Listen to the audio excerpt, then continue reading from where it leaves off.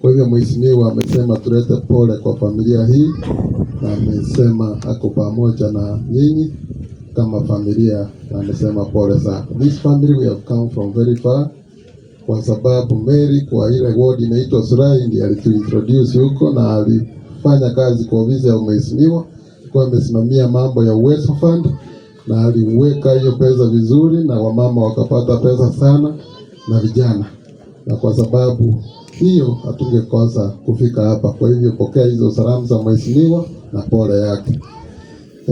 La mwisho, kwa sababu I want to be nakuwa mchache kwa sababu mdosi yangu ameongea, sitaendelea sana kwa sababu sisi tunakuwa na mambo mingi, kwa sababu tunakuwa katika siasa, lakini nitakata leo kwa sababu ya vile protocol inaenda hapa. Ile kitu nataka kusema kwamba watu wa Surai nimewaona hapa mkiwa wengi sana. Ninashukuru sana kwa sababu mmoja ameniambia Surai imeharibika sana. Kwa hivyo 2027 mheshimiwa bado hako na atakuja kurekebisha hii dunia kwa sababu imeisha sana. Hata engineer rafiki yangu Onsongo nimekuona hapa kutoka Kenya. Engineer uko wapi? I'm happy to see you. Tulifanya kazi na wewe pale, ni jirani yangu huko Kiamunyi, na nimefurahi kuona watu wengi all the way from Mombasa, kumaanisha network ya mama ni kubwa kupitia watoto wake.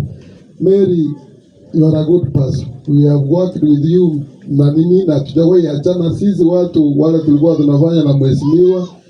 Hata ingawa tulimwaga kwenda nyumbani, tulikaa pamoja na bado tunaendelea tuko kwa KANU. Sisi sio watu wa kutangatanga. We have remained strong. We have remained strong in hiyo KANU yetu, na tunaendelea hapo. Na 2027 watu wa Surai nimeongea na wao, wamesema wameongojea mzee sana. He is very strong. Na asante kwa sababu mnamuongojea, mfanye hivyo asubuhi tumalize hiyo maneno, tuendelee na kazi. Thank you very much. Watu wa Surai mpaka